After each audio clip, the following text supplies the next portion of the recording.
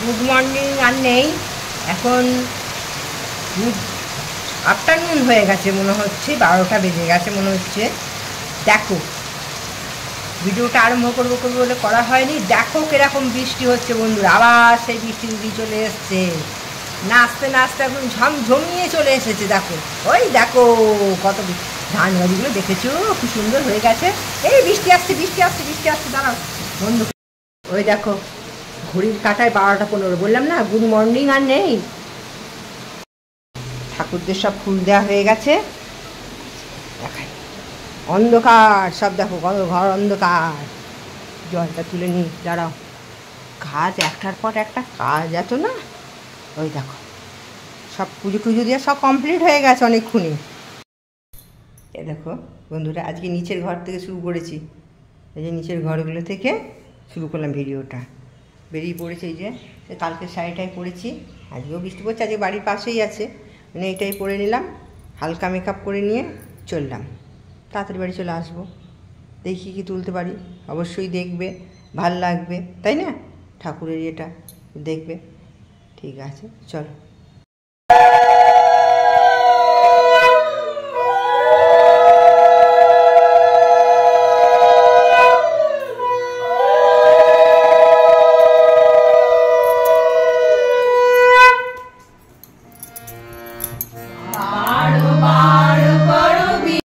মূল কারণকে জানা, আর তাই জানাই জ্ঞান। ওই মূলের দিকে অনুরক্তি ভক্তি, আর ভক্তির তারতম্য অনুসারে জ্ঞানেরও তারতম্য হয়। যতটুকু অনুরক্তিতে যতটুকু জানা যায়, ভক্তি আর জ্ঞানও ততটুকু হয়। তুমি বিষয়ে যতটুকু আসক্ত হও, বিষয় সম্বন্ধে তোমার জ্ঞানও ততটুকু হয়।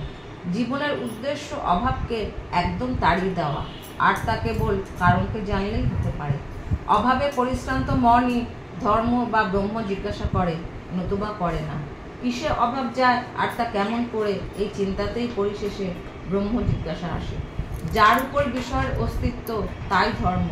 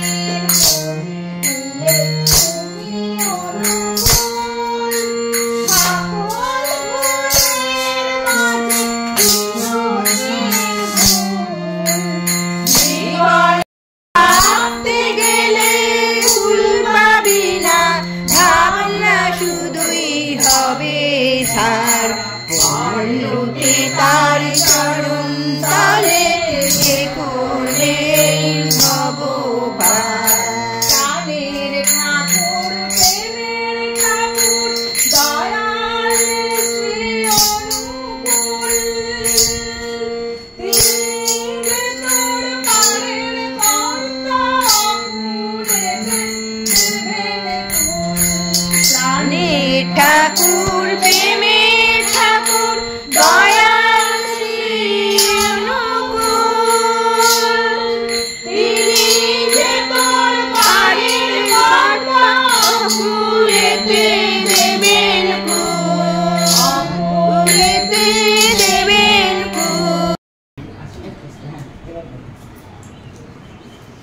আমার অনেকদিনকার ইচ্ছা ছিল যে তখন বলেছিল যে হবে না, যখন ওরা পেয়েছে তো এসেছে।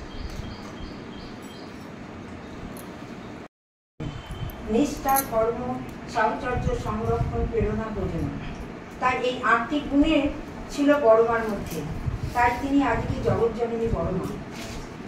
কোথাও কিছু পড়ে থাকলে সযত্নে বড় মা সেটা দিয়ে রেখে দিতেন, ঠিক প্রয়োজন হলে আবার সেটা বার করে দিতেন। ঠাকুর খুব খামখেয়ালি ছিলেন, যখন তখন বড় মাকে যেটা সেটা বায়না করতেন। কখনো বলতেন ঘি ভাত এনে দাও বড় বউ, তার সঙ্গে সঙ্গে হাজার কাজ ফেলে বড় মা সেই ঘি ভাত ঠাকুরের জন্য প্রস্তুত করে দিতেন। তাই যাই হোক, শুধু ঠাকুরের দিকে না, ভক্তবৃন্দ আসতো, আশ্রমে যারা আসতেন অতিথি, সবার দিকেই বড় মার নজর ছিল। সেই জন্যই তো তিনি আজকে জগৎজননী বড় মা। যাই হোক, ঠাকুর এক জায়গায় বলেছেন কুমারী মেয়েদের বিধানটা কেমন দিয়েছে। একটি কুমারী মেয়েকে কিভাবে বড় করে তুলতে হয়। প্রথমে আমরা হচ্ছি নারী, তা একটা নারী কি হচ্ছে, নারী হচ্ছে মা, এবং সেই মা হচ্ছে সংসারের লক্ষ্মী। তা প্রথমেই তো মা হওয়া যায় না, প্রথমে কুমারী শিশু অবস্থায়। তা সেই শিশুটিকে কে তৈরি করবে, তার মা। বাল্যকালে শিশুটিকে তার মা যত তাড়াতাড়ি দীক্ষা দিতে পারবে ততই তার মঙ্গল। সেই শিশু অবস্থায় সে কিন্তু কিছুই জানে না, সেই বাড়ির পরিবারের চলনে বলনে শিক্ষায় দীক্ষায় দেখেই কিন্তু সেই শিশুটি বড় হতে থাকবে। তার আচার আচরণে শিক্ষা দীক্ষায় সে বড় হবে। এইভাবে যদি ছোট বয়সে কোনো কুমারী মেয়েকে দীক্ষা দেওয়া যায়, তাহলে সে আস্তে আস্তে সেই আদব কায়দায় মানুষ হবে। সে বড় হয়ে কিন্তু বিপদে চালিত হবে না।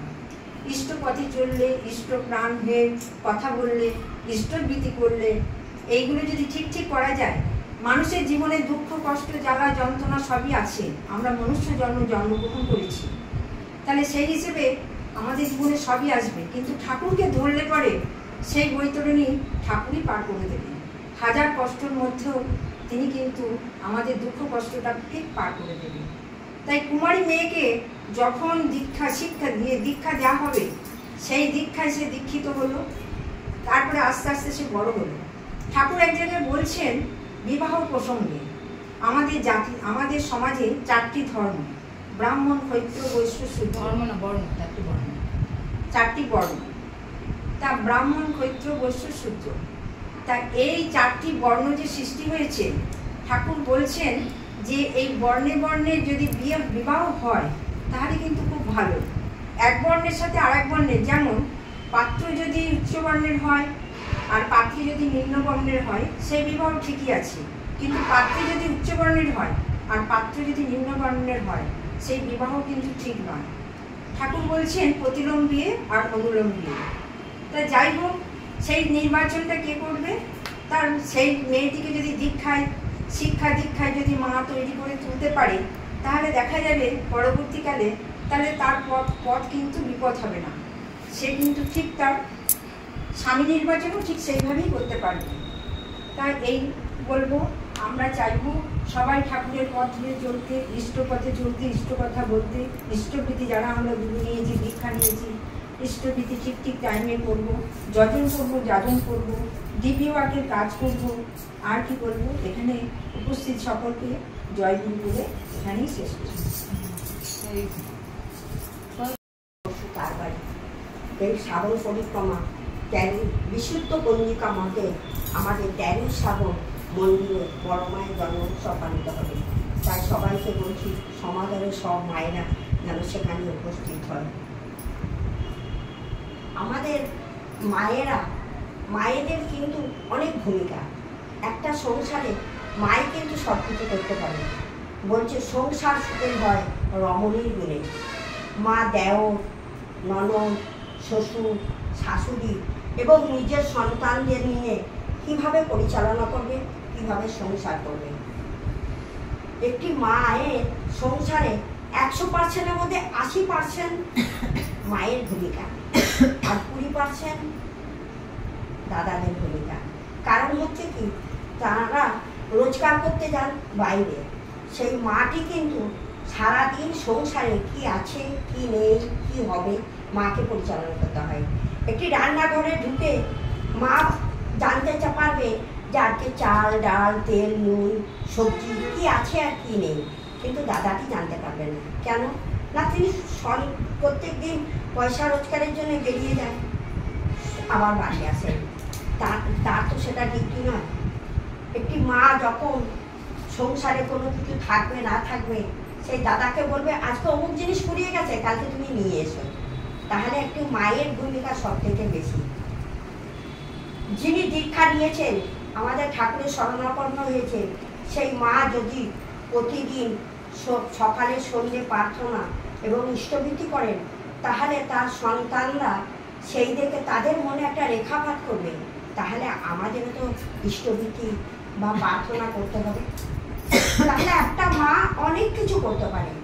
মা সংসারে শান্তি আনতে পারে, মা ছেলে মেয়েদের সুন্দর করে তৈরি করতে পারে। একটা শিশু যখন আস্তে আস্তে ধীরে ধীরে বড় হয়, সে কিন্তু মায়ের সান্নিধ্যে বেশি থাকে। সেই জন্য বলে ছেলেরা যখন বড় হবে, ছেলেরা যখন থাকবে, তখন বাবা মাকে খুব সচেতন হয়ে কথা বলতে হয়। আমি যদি একটা বাজে রাগ কথা বলি, আমার সন্তানের মধ্যে কিন্তু সেইটাই চলে যাবে, আমার সন্তান সেটাই বুঝবে। কারণ হচ্ছে কি, আমার সন্তান বুঝবে না সেটা ভালো না খারাপ। সেই জন্য সন্তান যখন আস্তে আস্তে ধীরে ধীরে বড় হয়, সেই মাকে অনেক সচেতন হতে হয় এবং মাকে চলা বলা, ঠাকুরের কথা, ঠাকুরের সান্নিধ্যে থাকা, সেই মা যদি থাকে তার সন্তানটিও থাকে। আমি যদি প্রত্যেক দিন সকালের সঙ্গে শ্বশুর শাশুড়িকে প্রণাম করি, আমার সন্তানটিও শিখবে। একটি মা দেহ করে দিয়েছিলেন তার সন্তানকে নিয়ে, তার সন্তানকে বলছে প্রণাম কর প্রণাম কর। ছেলেটি কিন্তু প্রণাম করছে না। আচার্যদেবের কাছে যেসব আমাদের গুরু ভাইরা থাকেন, সেই গুরু ভাইরা বলছে মা আগে তুমি প্রণাম করো, তাহলেই করবে। তার মানে কি, মা যখন প্রণাম করলো, সন্তানটি প্রণাম করলো। তার মানে কি, মা কোনোদিনই বাচ্চাটাকে শেখায়নি যে ঠাকুরকে প্রণাম করতে হয় বা গুরুজনদের প্রণাম করতে হয়। এখনকার ছেলেরা তো গুরুজনদের প্রণাম করতে ভুলেই গেছে। তাই এই বাড়ির মঙ্গল কামনা করে আমি আমার বক্তব্য শেষ করলাম। সকল মায়েদের জয় হোক।